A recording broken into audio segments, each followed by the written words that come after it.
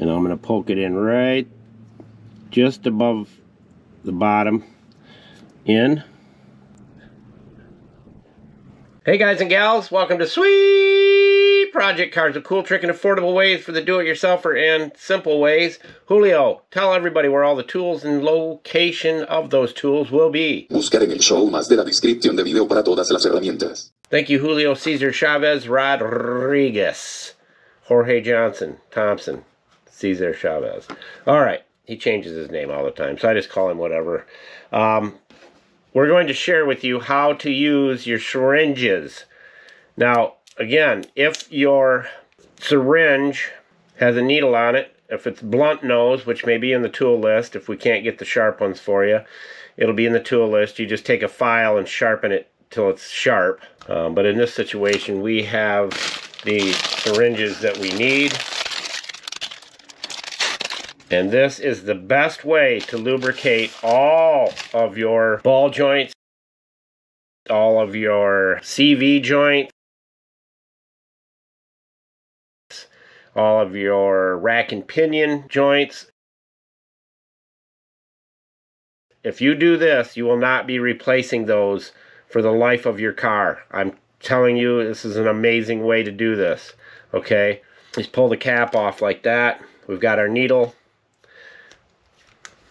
Take a paint cap off a spray can, and you take the best lubrication you can possibly get, and all you do is, there it is right there, you spray it in the cap.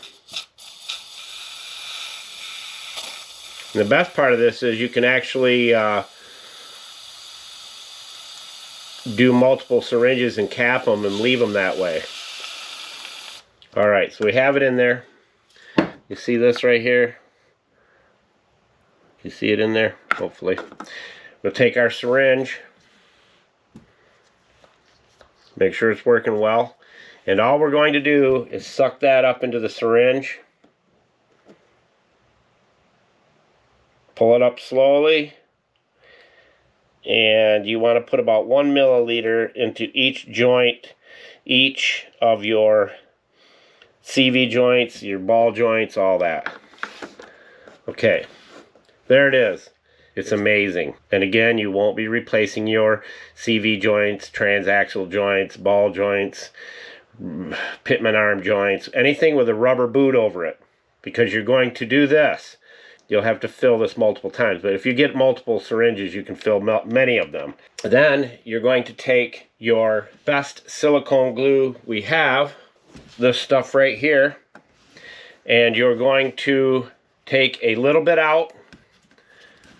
And when I'm only using a little bit of this, I don't want to cut the whole top off, so all I do is I poke a little hole in the top. I don't cut the top out.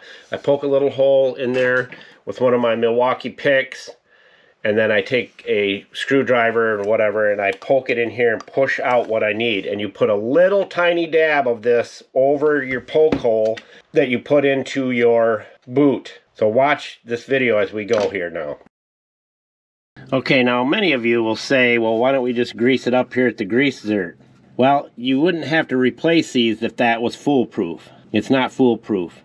This is foolproof. You see that rubber boot right there? Watch this. All you do is you take your needle, and we'll do is squeeze the air out of it. And I'm going to poke it in right just above the bottom in.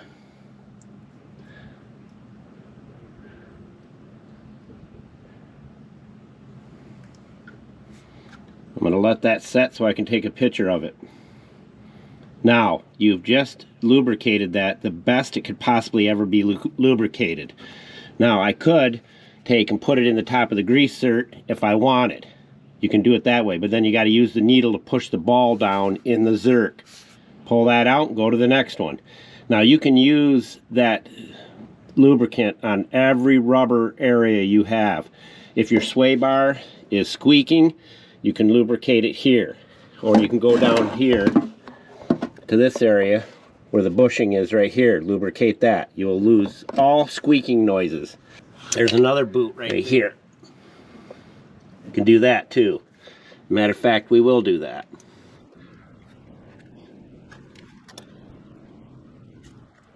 Done. Now what I'll do is I'll wipe that off with some old 99 and I'll put a little dab of that silicone over each pinhole. You never have to worry about it again.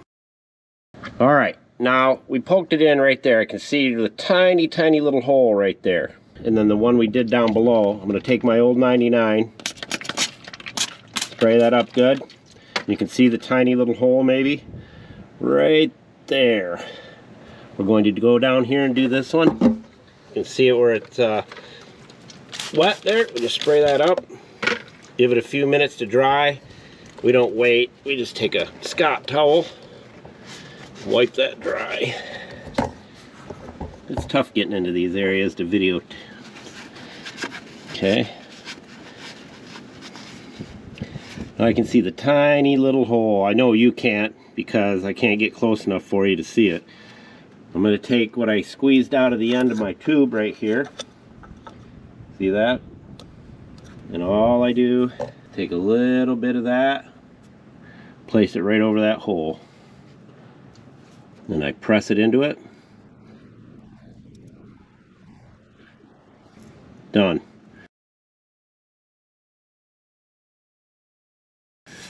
We'll do the other one down at the bottom. But that's all you got to do, and you're never going to replace these right here. Anything with a moving joint on it. GoPro, stop recording.